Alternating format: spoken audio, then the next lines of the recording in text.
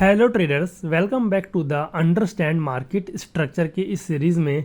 और आज हम लोग देखने वाले हैं 21 मई की मार्केट को कि 21 मई को हम लोगों ने कहां कहां पे ट्रेड लिए थे और जो ट्रेड्स हम लोगों ने लिए थे उनके पीछे का लॉजिक क्या था, हम लोगों ने क्या साइकोलॉजी को यूज़ किया था, कितना रिस्क रिवॉर्ड रखा था और उन ट्रेड्स में हमको स्टॉप लॉस हुआ था या फिर टारगेट मिला था।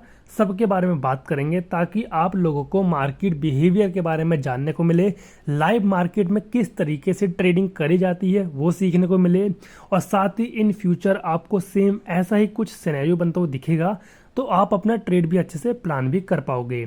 हम सब चीज़ों के बारे में बात करेंगे कि हम लोगों ने कौन सी स्ट्रेटजी को यूज़ किया था और हमारा जो लॉजिक था वो सही था या गलत था, सबके बारे में आपको जानने को मिलेगा। तो वीडियो काफ़ी ज़्यादा इंटरेस्टिंग होगी, एंड तक बने हैं ना। चलिए अब स्टार्ट करते हैं।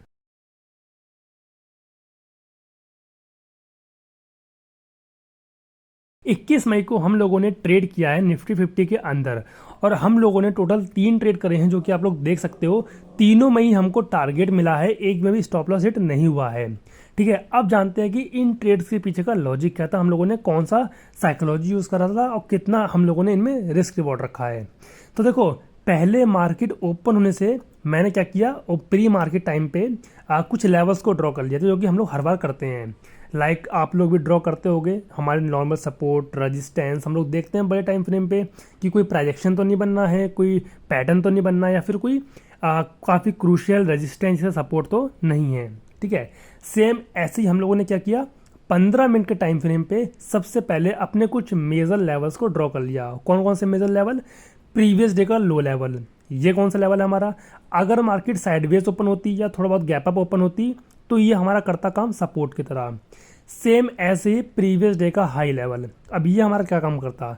अगर आज की मार्केट हमारी साइडवेज ओपन होती या फिर इस लेवल के नीचे ओपन होती जो कि हुई भी है तो ये हमारा आज के दिन पे रेजिस्टेंस की तरह काम करता। तो ये दो लेवल हमारे पास आ चुके हैं। साथ ही एक क्लोजिंग प्राइस होता है, प्रीवियस डे का क्लोजिंग प्राइस, ये भी हमारा सपोर्ट और रेजिस्टेंस की तरह काम करता है। ठीक है, ये लेवल्स को ड्रॉ करने के बाद में मैंने थोड़ा सा बड़े टाइम फ्रेम पे चेक किया कि मार्केट में चल क्या रहा है। तो मैंने देखा कि मार्केट धीरे धीरे काइंड ऑफ ऊपर के साइड में जा रही है। पहले एक मूव आता है, फिर काइंड ऑफ एक पुल बैक आ जाता है, मूव आता है, पुल बैक आ जाता है। इस तरीके से मार्केट में चल रहा है, कोई खास पैटर्न नहीं है, कोई कुछ मार्केट खास मूव नहीं कर रही है। तो छोटे छोटे स्कैल्प करके हमको निकलना है। ठीक है, अब देखो हम लोगों ने बड़े टाइम फ्रेम पे मार्केट को देख लिया है, लेवल्स को भी ड्रॉ कर लिया है। अब सिंपली हम लोग आ गए थे 1 मिनट का टाइम फ्रेम पे, क्योंकि स्कैल्पिंग हम लोग 1 ही मिनट के टाइम फ्रेम पे करते हैं। अब देखो 1 मिनट के टाइम फ्रेम पे आने के बाद हम लोगों ने वेट किया कि मार्केट हमारा ओपन कहाँ पे हो रहा है। तो आज हमारा निफ्टी 50 थोड़ा सा गैप अप ओपन हुआ था इस जगह पे, या फिर यूँ कह लो कि साइडवेज ही ओपन हुआ था। ओपन होने के बाद में डायरेक्टली मार्केट नीचे आया। नीचे आने के बाद जो मैंने आपको बताया था कि जो प्रीवियस डे का हमारा क्लोजिंग प्राइस होता है जो कि ये वाला था, ये हमारा क्रूशियल सपोर्ट और रेजिस्टेंस की तरह काम करता है। जैसे कि आप लोग यहाँ पे देख भी सकते हो, क्लोजिंग प्राइस से मार्केट ऊपर जाना स्टार्ट कर दी। ठीक है, अब देखो यहाँ पे जब मार्केट कंसोलिडेट कर रही थी इस पॉइंट पे, देखो पहले एक कैंडल ऊपर गई, नीचे आई, ऊपर गई, नीचे आई, एंड देन ऊपर गई। तो यहाँ पे हमारे सामने छोटे छोटे इंट्राडे के लेवल्स बन चुके थे। कौन से? एक हमारा इंट्राडे हाई, ये वाला जो कि रेजिस्टेंस है हमारा बहुत अच्छा। सेम ऐसे ही हमारा इंट्राडे लो जो बहुत ही अच्छा हमारा सपोर्ट लेवल है। ठीक है, इंट्राडे के टाइम पे ये दो लेवल्स हमारे बहुत ही इंपॉर्टेंट होते हैं। किसी एक साइड जब भी ब्रेकआउट आता है तो हम लोग अच्छा खासा अपना ट्रेड कर सकते हैं। तो देखो यहाँ पे क्या हुआ, इंट्राडे हाई लेवल जो कि हमारा रेजिस्टेंस था, इसका ब्रेकआउट आया। ब्रेकआउट आने के बाद में हम डायरेक्ट एंटर नहीं करते हैं, ऐसे पुल बैक पे एंट्री बनाते हैं। तो हम लोगों ने यहाँ पे डायरेक्टली कोई भी एंट्री नहीं बनाई, हम लोगों ने वेट किया। ब्रेकआउट आया, मार्केट ऊपर गया, ऊपर गया, ऊपर गया, हम लोगों ने वेट किया। वेट करने के बाद में यहाँ पे एक पुल बैक आया। पुल बैक आने के बाद में यहाँ पे 9 EMA को क्रॉस करके एक फुल बॉडी कैंडल आई थी, ये वाली। इसकी छोटी छोटी विक्स है, यहाँ पे देख सकते हो, छोटी सी ऊपर विक है और नीचे तो ना के बराबर विक है। ठीक है, साथ ही यहाँ पे क्या चल रहा है मार्केट में, ब्रेकआउट वाला लेवल चल रहा है, रिटेस्टिंग लेवल चल रहा है और अगेन यहाँ पे हाई का ब्रेकआउट भी आ रहा है।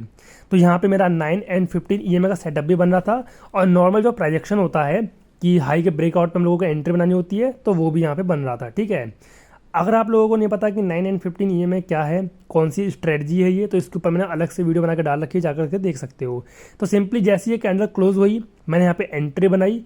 सेम कैंडल लो का मैंने एसएल रखा था और मिनिमम 1:3 का टारगेट रखा था, जो कि हमको यहाँ पे अचीव भी हो गया था। अब देखो लॉजिक मैंने आपको बता दिया, अगर फिर भी नहीं समझ में आया हो तो क्विकली एक बार और बता देता हूँ।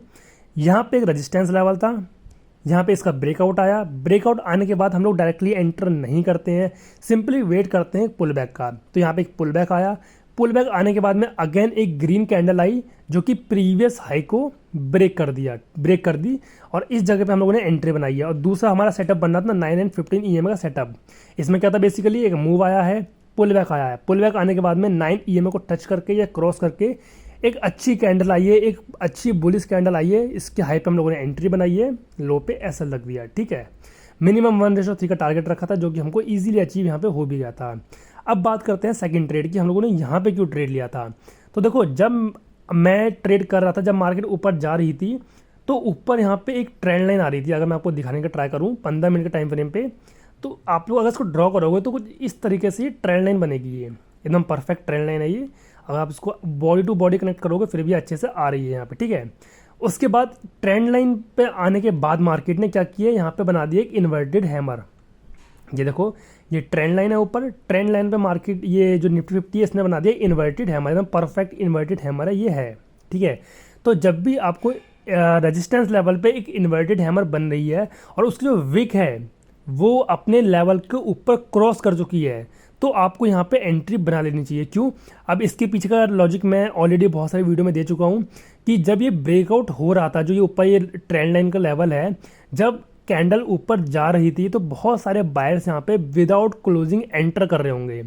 एंटर करने के बाद में सेलर्स ने यहाँ पे क्या किया, एंट्री दिलवाने के बाद में इसको नीचे खींचकर यहाँ पे क्लोजिंग करवा दी। यानी कि ऊपर यहाँ पे बायर्स ट्रैप हो चुके हैं। अब बायर ट्रैप होंगे, सीधी सी बात है, नीचे अच्छा मूव आ जाएगा हमारा।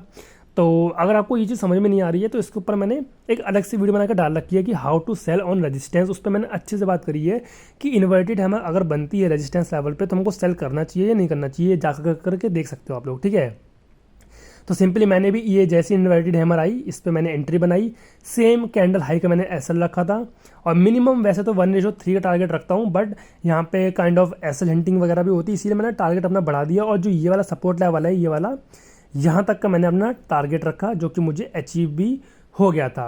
अचीव होने के बाद में मार्केट और भी नीचे गया, बट मेरा प्रॉफिट यहीं पे मैंने बुक कर दिया था। ठीक, अब ये हो गया दूसरा ट्रेड का लॉजिक। आप समझते हैं तीसरे ट्रेड का लॉजिक क्या है। देखो यहाँ पे ऊपर ट्रेंड लाइन का रेजिस्टेंस लेवल है। ठीक है, मार्केट अपने रेजिस्टेंस से गिर रहा है, तो आपको सिंपली गिरते हुए मार्केट में एक पुल बैक आने के बाद में अगेन सेल साइड का ट्रेड करना होता है। ठीक है, तो देखो यहाँ पे मार्केट गिर रहा है, गिरने के बाद में यहाँ पे एक पुल बैक आया, यहाँ पे ये मार्केट गिरने के बाद में पुल बैक आया, पुल बैक आने के बाद में 9 EMA को क्रॉस करके एक बीरिश कैंडल आई है, फुल बॉडी कैंडल है, भले से छोटी है पर प्रीवियस में यहाँ पे आप लोग देखोगे तो यहाँ पे बाइंग प्रेशर बहुत ज़्यादा है, फिर कम हुआ, फिर और ज़्यादा कम हो गया, और EMA को क्रॉस करके एक बेयरिश कैंडल भी आई है जिसकी विक बहुत छोटी छोटी है। तो यहाँ पे भी अगेन वही मेरा सेटअप बना था 9 and 15 EMA का सेटअप, बेसिकली एक मूव के बाद में पुल बैक, और पुल बैक के बाद में अगेन एक अच्छी कैंडल जिसकी क्लोजिंग पे हम लोग एंट्री अपनी बना सकते हैं। तो सिंपली मैंने भी एंट्री बनाई, यहाँ पे सेम कैंडल हाई का स्टॉप लॉस रखा था, मिनिमम 1:3 का टारगेट रखा, बट उससे ज़्यादा ही हमको यहाँ पे अचीव हुआ था। ठीक है, उसके बाद मार्केट और नीचे गिरा, बट यहाँ पे हम लोगों ने कोई भी ट्रेड नहीं किया। क्यों, क्योंकि यहाँ पे ये इंट्राडे लो का लेवल आ चुका था, और इंट्राडे लो हमारा बहुत अच्छा सपोर्ट लेवल होता है, तो यहाँ पे हम लोग सेल साइड का ट्रेड करके फंस सकते थे, इसलिए हम लोगों ने यहाँ पे कोई भी ट्रेड नहीं किया।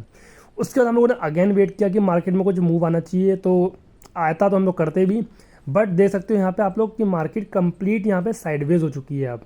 ठीक है, और साथ ही 3 बजने वाले हैं, 2:55 का टाइम हो चुका है, 3 बजने वाले हैं, तो अब शायद ही कुछ मूव आएगा, और 3 बजे के बाद हम लोग वैसे भी कोई ट्रेड नहीं करते हैं। तो फिलहाल के लिए आज हम लोगों ने 3 ट्रेड करे थे, तीनों को मैंने आपको लॉजिक बता दिया है, तीनों में हमको टारगेट अचीव हुआ है, स्टॉप लॉस एक में भी नहीं गया है, लॉजिक क्या था, एक्सप्लेनेशन मैंने दे दिया, रिस्क रिवॉर्ड कितना रखा है, सब कुछ मैंने आपको बता दिया। अब वीडियो में जाने से पहले मैं आपको एक चीज़ और बता देता हूँ। अगर आप लोगों को ट्रेडिंग व्यू के फीचर्स एकदम फ्री ऑफ कॉस्ट यूज़ करने हैं, जितने भी लोग ट्रेडिंग व्यू को यूज़ करते हैं उन लोगों को पता होगा कि ट्रेडिंग व्यू पे बहुत सारे फीचर्स पेड हैं। एग्जांपल के लिए मान लेते हैं कि मुझे यहाँ पे डबल चार्ट ओपन करना है इस तरीके से, तो मैं ट्रेडिंग व्यू में डायरेक्टली ओपन नहीं कर सकता हूँ इस चीज़ को, ठीक है। डबल चार्ट, ट्रिपल चार्ट इस तरीके से मैं नहीं यूज़ कर सकता हूँ। क्यों नहीं कर सकता हूँ? क्योंकि उन्होंने ये सर्विस पेड यूज़र्स के लिए रखी है, यानी कि आपको सब्सक्रिप्शन बाय करना पड़ेगा। जब तक आप लोग सब्सक्रिप्शन बाय नहीं करोगे आप लोग ये चीज़ यूज़ नहीं कर पाओगे। साथ ही अगर आप लोगों को 2 से ज़्यादा इंडिकेटर लगाने हैं उसके लिए भी आपको सब्सक्रिप्शन बाय करना पड़ेगा। 10 मिनट का टाइम फ्रेम यूज़ करना है उसके लिए भी आपको जो है काइंड ऑफ उनका सब्सक्रिप्शन बाय करना पड़ेगा। यानी कि बहुत सारे फीचर्स ऐसे हैं ट्रेडिंग व्यू पे जिनको यूज़ करने के लिए आपको सब्सक्रिप्शन बाय करना होता है। बट अगर आप लोगों को धन को यूज़ करते हो, अब धन क्या है? धन बेसिकली एक ब्रोकर है जहाँ पे आप लोग ट्रेडिंग, इन्वेस्टिंग सब कुछ एक ही जगह पे कर सकते हो, वो भी बहुत ही बढ़िया बढ़िया फीचर्स के साथ में, ठीक है। ऐसी धन में अगर आप लोगों का अकाउंट है और अगर नहीं भी है तो डिस्क्रिप्शन में मैंने लिंक प्रोवाइड कर दिया है, जा करके अपना अकाउंट ओपन करवा लेना। तो धन में अकाउंट ओपन हो जाने के बाद या फिर जिनका अकाउंट ओपन हो चुका है उनको अगर ट्रेडिंग व्यू एकदम फ्री ऑफ कॉस्ट यूज़ करना है तो यहाँ पे धन वाले एक फीचर देते हैं जिसका नाम है टीवी। टीवी मतलब ट्रेडिंग व्यू, जो कि हमको धन की तरफ से मिलता है, ठीक है। अब ये ट्रेडिंग व्यू की वो विंडो है जहाँ पे आप लोग कंप्लीट सारे फीचर्स ट्रेडिंग व्यू के एकदम फ्री ऑफ कॉस्ट यूज़ कर सकते हो। आपको कोई भी सब्सक्रिप्शन बाय नहीं करना है, कोई भी पेड सर्विस नहीं है यहाँ पे। आप सिंपली अपना धन में अकाउंट ओपन करवा लो, अपना डीमेट अकाउंट ओपन करवा लो। ओपन हो जाने के बाद आपको सिंपली सर्च कर देना है tv.dhan.co और यहाँ पे आपके सामने कंप्लीट धन की विंडो जो कि ट्रेडिंग व्यू वाली विंडो है वो यहाँ पे ओपन हो जाएगी, ठीक है। अब यहाँ पे आप चाहो तो डबल चार्ट ओपन कर लो, चाहे तो ट्रिपल चार्ट ओपन कर लो, कोई प्रॉब्लम नहीं है, कोई भी दिक्कत नहीं आने वाली है। चाहो तो 2 से ज़्यादा इंडिकेटर लगा लो। यहाँ पे आपको कोई भी सब्सक्रिप्शन वगैरह बाय करने की जरूरत नहीं है, कोई भी आपसे पेड सर्विस के लिए नहीं कहा जाएगा। आप सब कुछ एकदम फ्री ऑफ कॉस्ट यूज़ कर पाओगे। तो सिंपली डिस्क्रिप्शन में जाओ, धन में अपना अकाउंट ओपन करवाओ और सिंपली इस टीबी वाले फीचर को एकदम फ्री ऑफ कॉस्ट यूज़ कर लो। बाकी मिलेंगे इसी तरीके की नेक्स्ट वीडियो में, तब तक के लिए take care and thanks for watching this video guys.